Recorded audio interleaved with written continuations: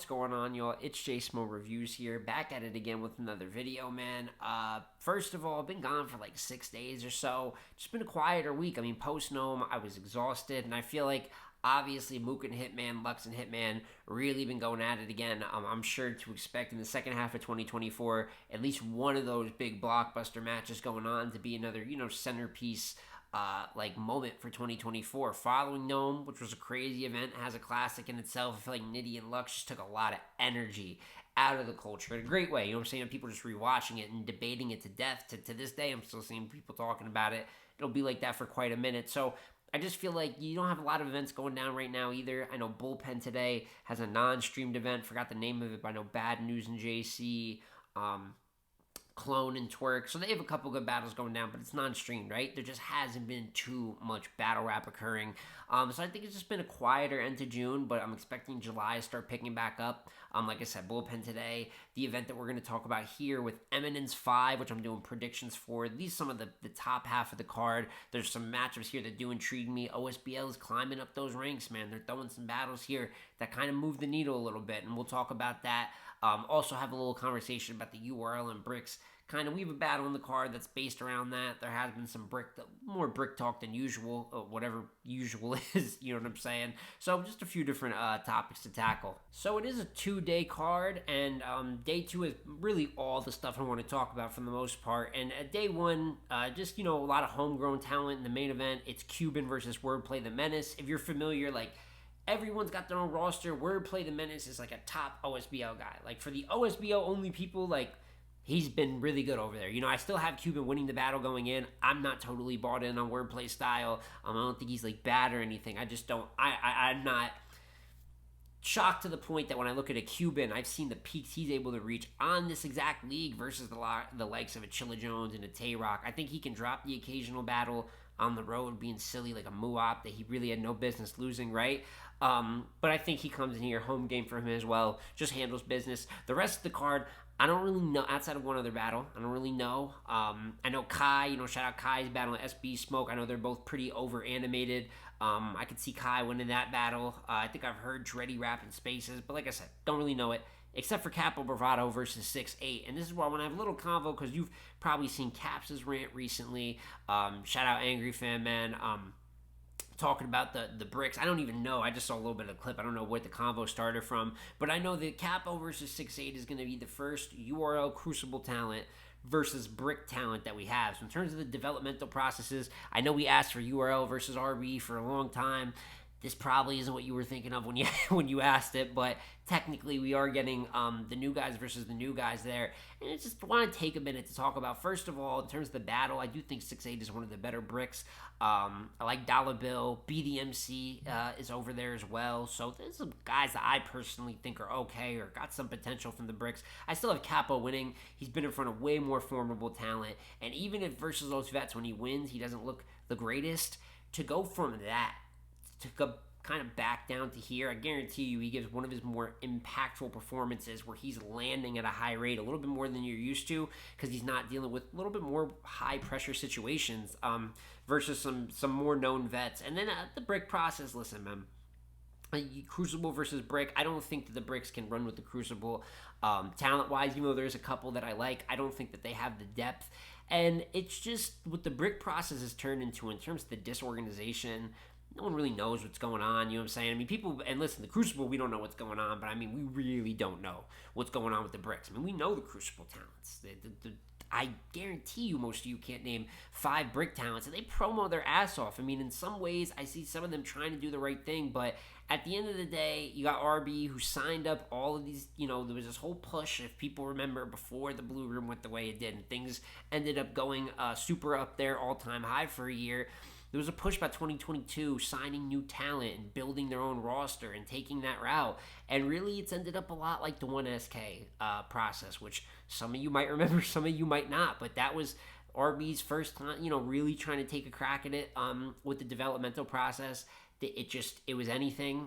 They actually had some pretty good battlers. Easy the Block Captain, Yoshi G come through, but they never locked down anything solid out of that. And I feel like you got the same thing with the bricks here. I guess they have some graduations, caution, even though after her rookie year, I feel like it's been a drastic difference. I don't feel like she's really worked on or lived up to that rookie year, built off it. And then if you even think of new RB talents, most of you probably think of Payne and Coach. They got they built up some momentum, but like they're not RB. Like Payne's on RB.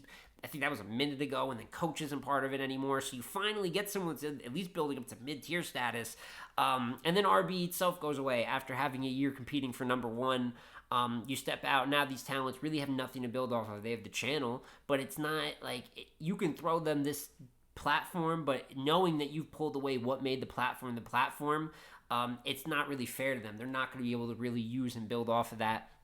I just think the brick process a little bit. I say all this to say RBE kind of left all the bricks out to dry here, and this is going to be the second time that they have a developmental process that to me is just shaping out to be one of the worst in battle rap, and it's not even up to the rappers in some cases. Granted, like I said, I don't think their roster goes super deep enough to run with, iBattle, URL, even with the trenches they're building. You know what I'm saying? Like, I'm shocked. I thought the trenches in terms of development, no, I don't even know what's going on with the trenches in terms of how it's ran, but they got a good little squad there with Jay Moore, even though he's not technically new, King, Tex, so I don't know. The brick process is kind of tough. Feel bad for some of them because obviously it's all just battle rappers trying to come up, and they probably thought they had really something here with an RB path and process, but as we can see, that's been changed by a lot. It is no longer going to be that going forward. You're working up to big plates. You're working up to blue rooms.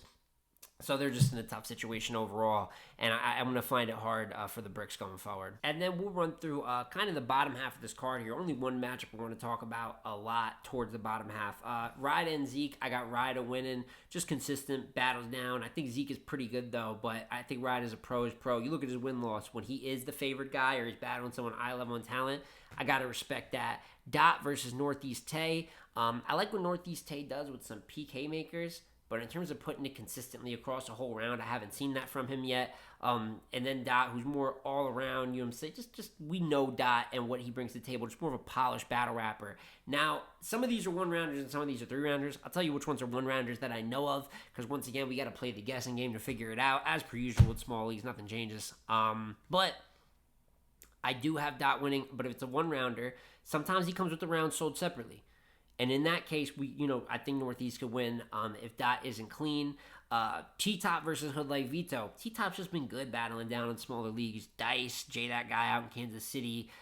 Jay Black, not to be confused with DJ Black. He battled in Houston versus a guy named Jay Black. He's really great in all his performances. I'm sure that most of you guys may have not even seen them, but besides his top-tier performances as well, he's done really good battling down. So I got T-Top winning that.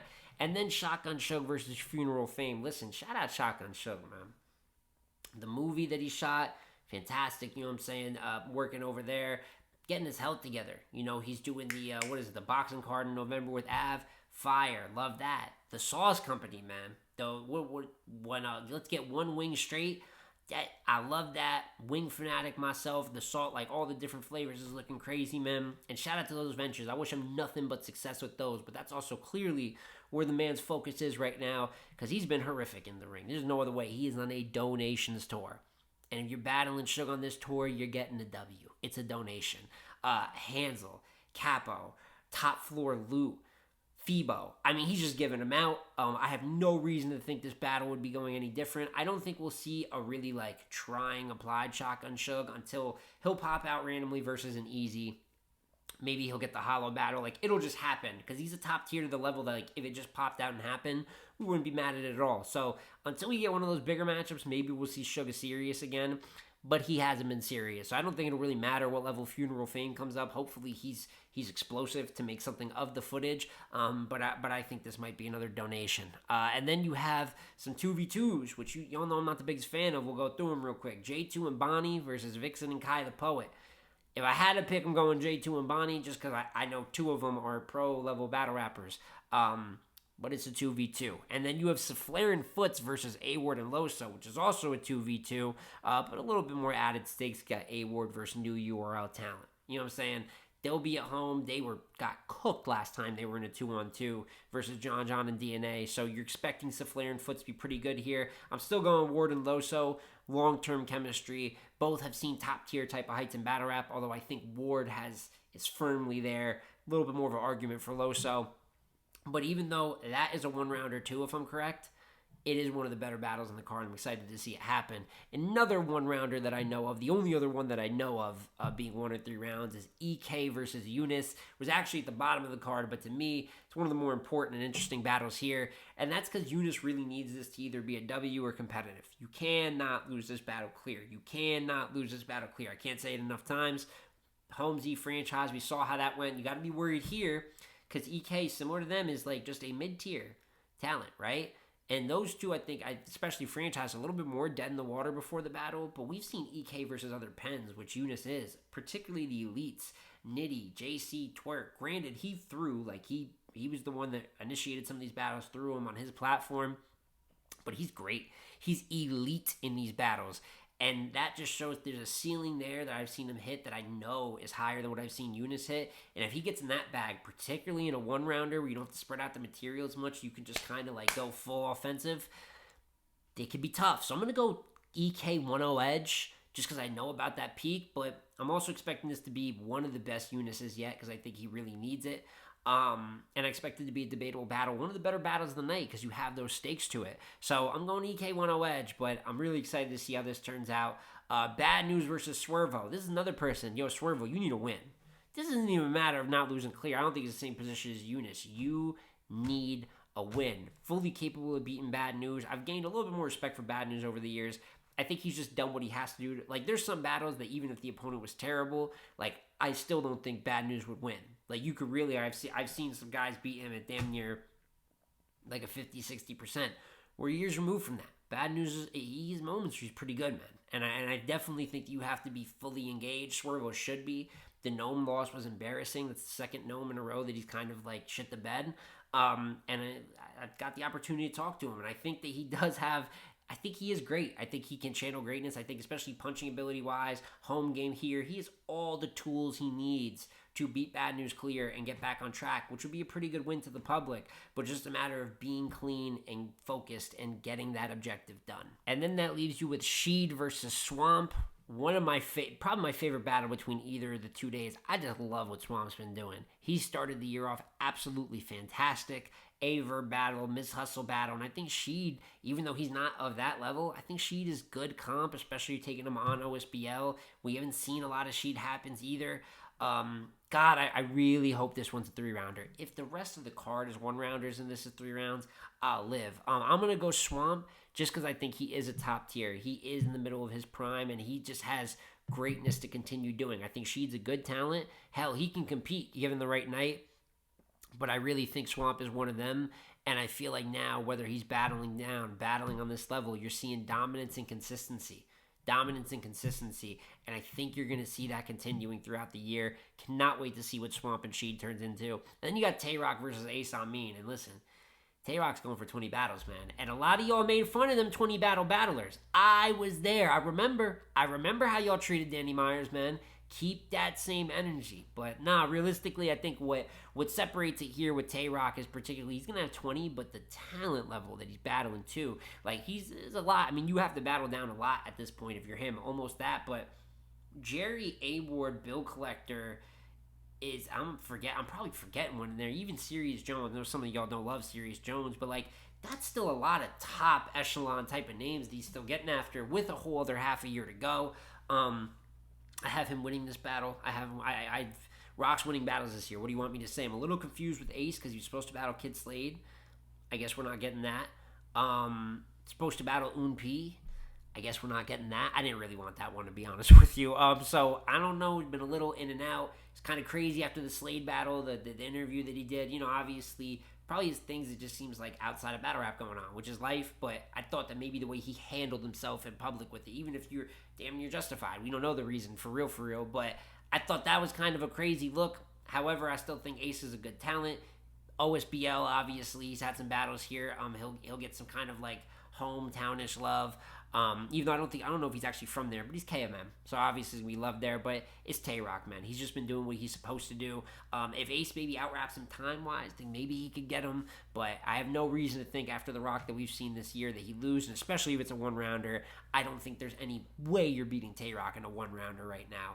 And that's kind of my full predictions here for Eminence 5, man.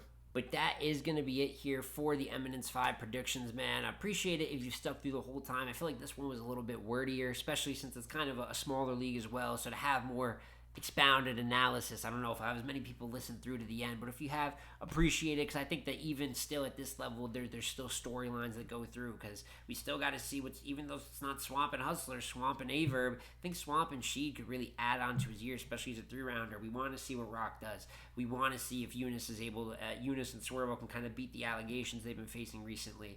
And then obviously the Brick and URL combo, not as interesting as maybe if we talked about URL versus RBE a couple years ago. But love to hear your guys' thoughts down in the comment section below. I know I talked about a lot of things, but let me know your biggest takeaway just looking at either of the flyers. I'll have them post up throughout the video.